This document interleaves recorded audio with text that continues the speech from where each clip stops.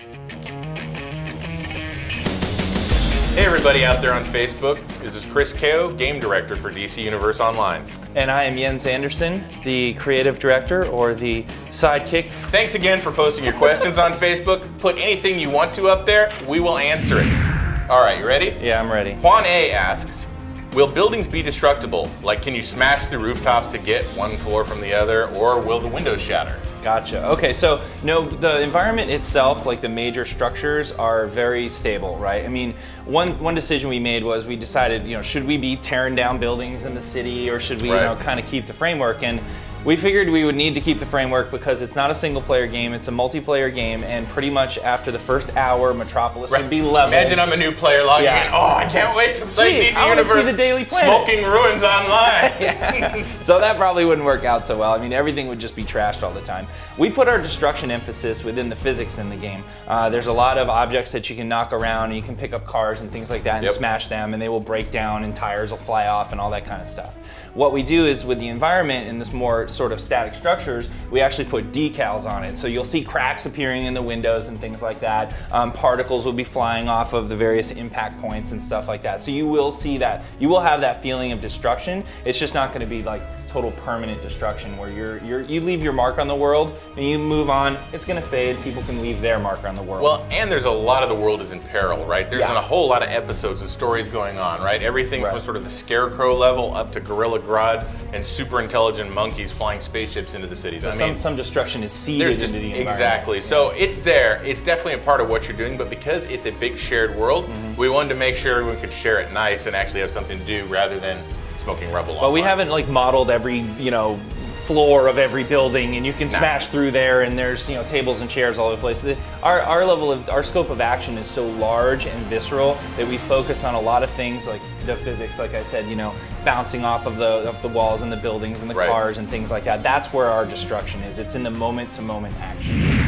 Another question here. Andrew H. asks, will the game let you have a secret identity like Batman's Bruce Wayne identity? Interesting. A secret identity.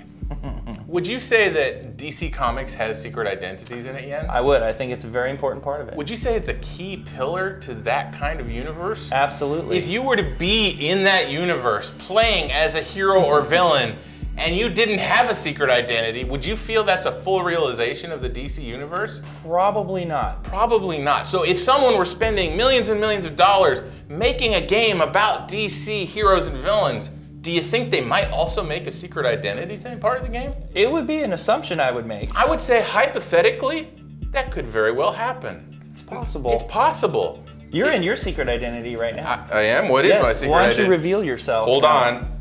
That's right. Look again. That's right. I don't have glasses of the secret identity, so I just, I wear my heart on the sleeve. I'm like Jon Stewart. Oh, you're both the same? Yeah, I'm like green. Everybody knows Jon Stewart's green. You just get a green glow and... Yeah, that's it. I don't have to hide anything. I'm not like Hal Jordan with the mask. It's not all complicated. Nah. We'll be talking more about secret ID, hypothetically. No, we'll be talking more about it in the coming months, but right now, marketing would kill us if we said anything. So as you notice, we didn't refer to it at all. Not really. That's right.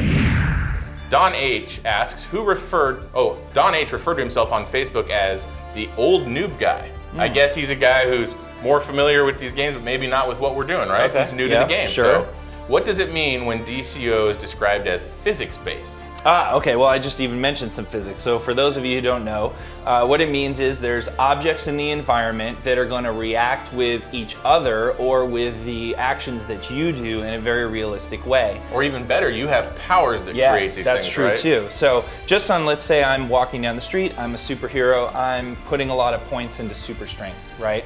I see a car on the side of the road and there's a bad guy over there. It's parked incorrectly. It's parked incorrectly.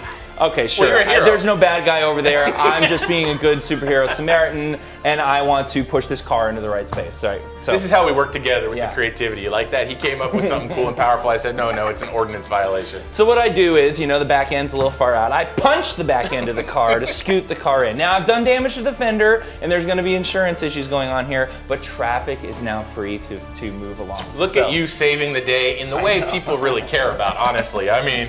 So basically what it means is that, I'm going to be creating giant ice boulders and shooting them down the street, and they're gonna bounce, you know, or roll like a bowling ball or a basketball or something like that, depending on the material that we assign it and what it's made of, if it's ice or if it's rubber or if it's metal or something like that, and it will react accordingly. And this is creating a lot of neat kind of emergent gameplay moments in DC Universe Online, where people are using their powers to freeze someone in a block of ice. Well, guess what? They're a physics object now, so they can be knocked off a building. They can be picked up and thrown down the street. And in the terms of the physics, it's literally a block of ice, right? It's a block, it actually collides that way with the world, and it has friction and materials as if it was made of ice, right? Than something else would. So when we say physics-based, a lot of other single-player games have this, but this is the first time in a massively multiplayer world all of your powers are going to have physics elements to them. This significant presence of physics in action gameplay. It's the first time it's being pulled off. For sure, action reaction. That's what we're all about. Awesome. This game's great. Gabe asks, if you are using long-range attacks, will you have to aim them, or is there an auto-targeting control? Well, you know, it's an interesting question because actually we've been working on combat for years now, really trying to refine it because it is incredibly fast-paced. You may not be able to tell it from the videos, but it plays as an action game does. We always say like an action game. No, it actually plays that fast. This isn't take a turn combat, right? You are in there punching buttons and your punches are connecting. So what does that mean for range? Well, we actually tried a more shooter model where you had a little aim reticle and you could do that. What we realized real quickly was the environment is too full of physics and chaos and action combat. You're throwing guys around, stuff's exploding. So we need to make sure you're able to lock that target, track it, and if you want to, auto-face it so you can deliver that blow. Otherwise, you don't have the control you need. So we are much more of a brawler, right? Yeah. A good example is our dual pistols weapon. Sure, you can shoot, but you don't do run and gun as much as you do stand there, blasting pistols all sorts of ways, turning yourself into some sort of John Woo crazy turret, right? So that's the type of shooting we're gonna get. Very actiony, very over the top, but much more on the brawler side than on the shooter side. Which is great because anyone can get in there and jump in and they'll get their target locked and they'll be able to go to town. Easy stuff. That's right. Make it very accessible for anybody to pick up and play. That's right. We've had 4-year-olds coming up to us at the shows and just, you know, playing the bow or the dual pistol character and they get it. They jump right in, right? Simple stuff. Good question. All right, Mercedes asks, how will healing work? Okay. That seems to be a really simple, small, short question that should have nothing involved in it whatsoever. You're gonna have a health pool. Yeah. It will go down. What'll happen then? Somebody will heal you. And then what Or happens? you will heal yourself. And then? That health pool will go up. Bing! You will remain alive. If this action fails to occur, you will most likely get knocked out and defeated.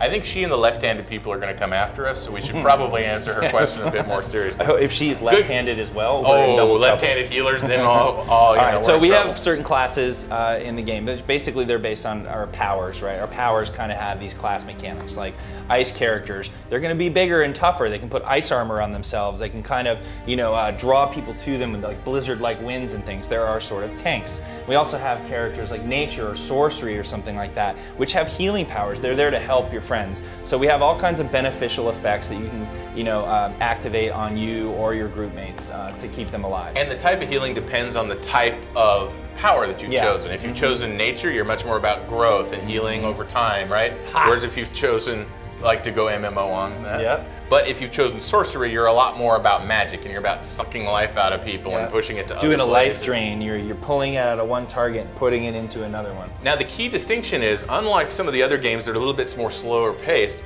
everybody does damage in DCUO. So there is no damage class, right? There are controllers, there are healers, and there are tanks. And even if you're healing, while you're attacking, you're healing.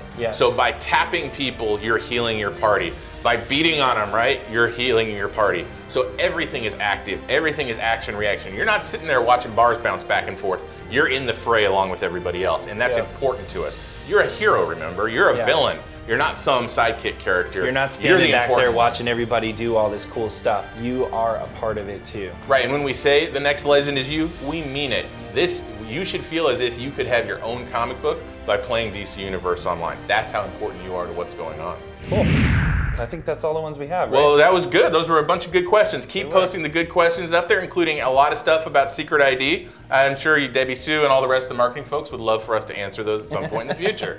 Thanks again. Stay tuned. We'll be coming back at you. See you in DC Universe Online. Bye-bye. Bye-bye.